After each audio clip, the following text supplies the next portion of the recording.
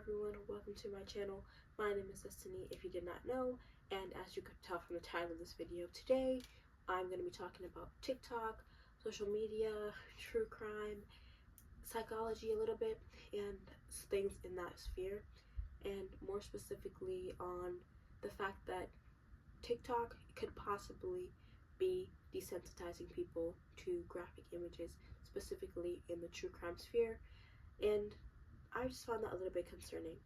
Now, I love true crime. I've been a fan for a while, but I have noticed something super duper concerning, and specifically what made me want to talk about this video is, I'm sure if you are a fan of true crime, you might have heard about this, or maybe it was on the news, the fact that on Gypsy Rose's birthday last year, 2024, supposedly images of her mother's body and the crime scene photos were leaked online.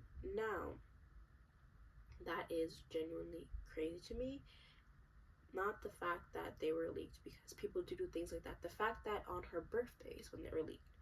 But I guess someone has need to show at a point to prove or whatever. Enough about that. But the fact that made me want to talk about this is the fact that a lot of people in the comments of all the videos talking about the fact that, oh, these pictures were leaked, not only were people sharing how to find them. And I kind of understand that, because there is a level of curiosity, specifically in the true crime sphere. You want to know if something was as bad as you heard it was, or was as bad as the news made it out, the court made it out to be, specifically in such a televised and publicized case as the Gypsy Rose case. But the fact that people in the comments who had looked at those videos, and after being warned by the creator of the videos, hey, I don't suggest you look at these images, they weren't something for me personally, but here's the way to find them.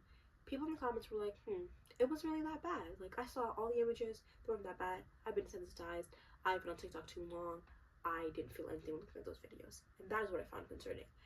The fact that people could see something so graphic. I did not look at the images, but I heard, and reading the comments, I saw that they were extremely graphic, and people did not feel reactions to it. There are some people who said that they felt perfectly fine after looking at them. And that's what I wanted to talk about. Now, enough of me yapping on here. Let me actually get into what I actually want to talk about. Beginning with, what is desensitization? You're going to hear this term a lot, so I want to give you guys a little bit of a definition. Now, desensitization is a psychology term, and psychologists have said that desensitization is kind of when you're exposed to something repeatedly. You no longer have a reaction to it, rather emotional, physical. You just no longer notice it, you know. A little example is like your nose. You can technically see your nose, but because it's just here in between your eyes the whole time, you become desensitized to the fact that it is there. You don't really notice it. Something like that. That's kind of a strange example, but it is an example nonetheless. So over time, when we become desensitized to something, we lose our emotional reaction to it. And TikTok, with its endless scrolling and the fast pace and the reduction of our attention spans, is the perfect place for desensitization to occur. Now, a few years ago, people would have seen these crime scene photos and would have been literally disturbed. Some might have even had like physical reactions to it, but now it is so common for people to see them and be like, nah, I'm fine. And I just found that super concerning. And that's not the only problem that I have with this. The thing that I am most concerned about, honestly, is the empathy aspect. These are not just for our entertainment. These are not like movie scenes or TV scenes acted out. These are real life tragedies. It's in the name, true crime. Something happened to somebody. Somebody's loved one was taken away. Somebody's life was lost because of this.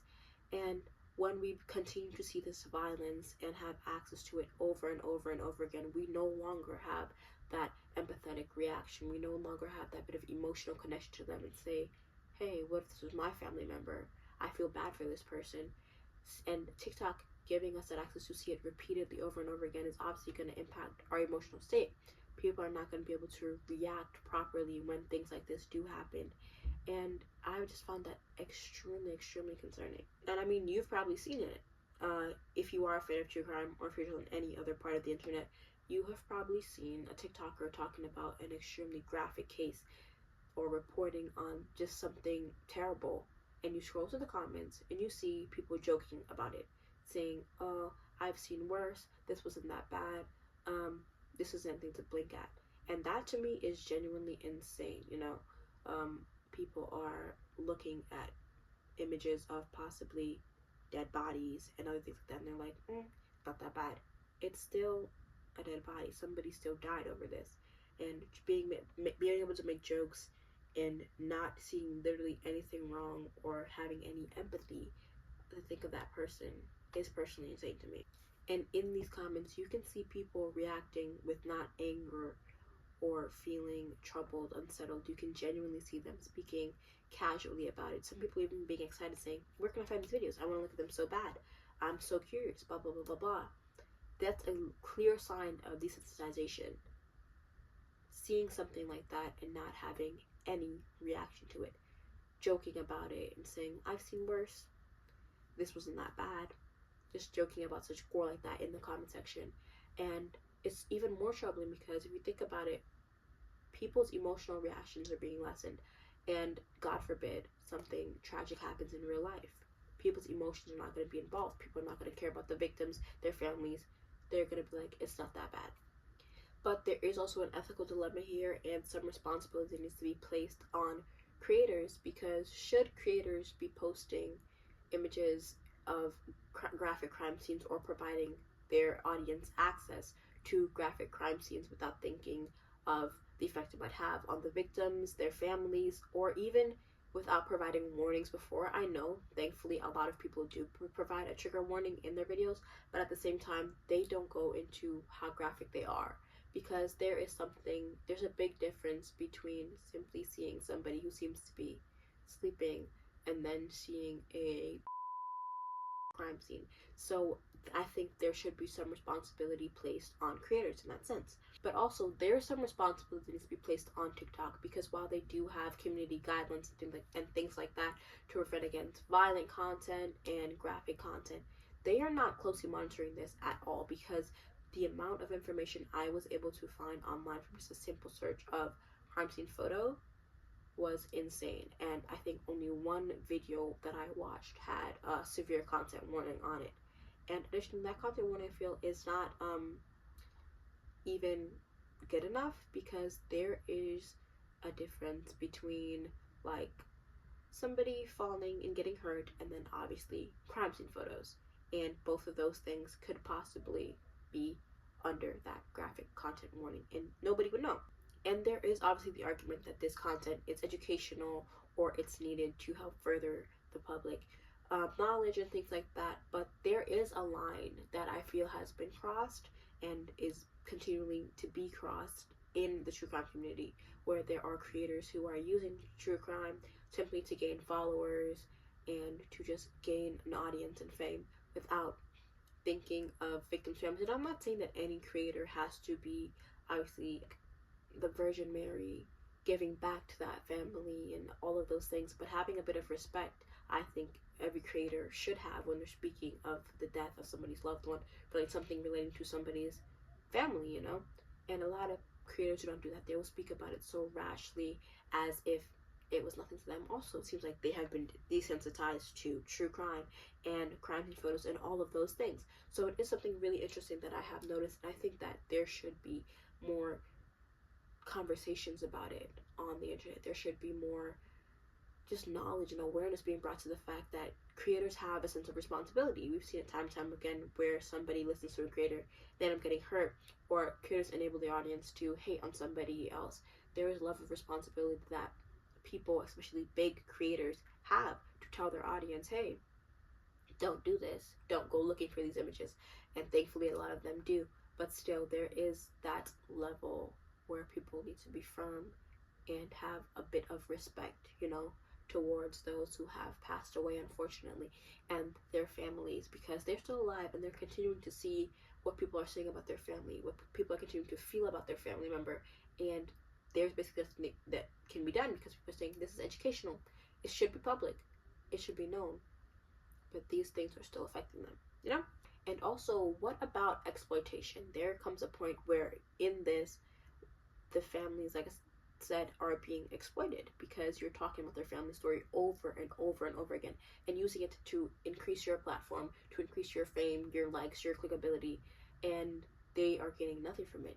There's a fine line that I think has been crossed many times, where victims and their families, their stories, this true crime, something that has happened to them, has been exploited, and they are not getting anything from it except more pain, more grief, more heartache added onto it, because creators simply do not care about the living family members and about victims that have ended up surviving, yet their crime scene photos are still being shared online. Another thing that I want to talk about regarding TikTok is TikTok's algorithm. Obviously, I would hope that all of you who are on the internet know that TikTok's algorithm is designed to keep you engaged, keep you watching, keep you scrolling. The more time you spend on the app, the more popular the app becomes, obviously.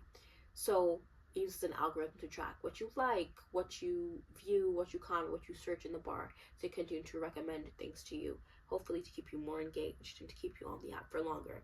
And whether you see one true crime video and you like it, you comment, or you even watch it multiple times, they're saying, hey, this viewer likes this, let's recommend them more of that content.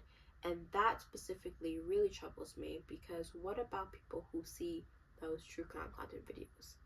And once it shows that people are watching these videos, because these videos gain insane traction online, it's going to recommend them to more and more people, a wider street of people.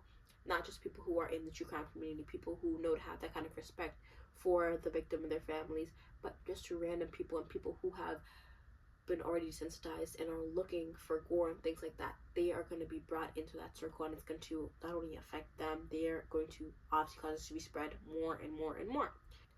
That also ties into creators once again. Creators know how TikTok works. That way, they know how to keep their views up, their likes up, everything to keep them getting fame.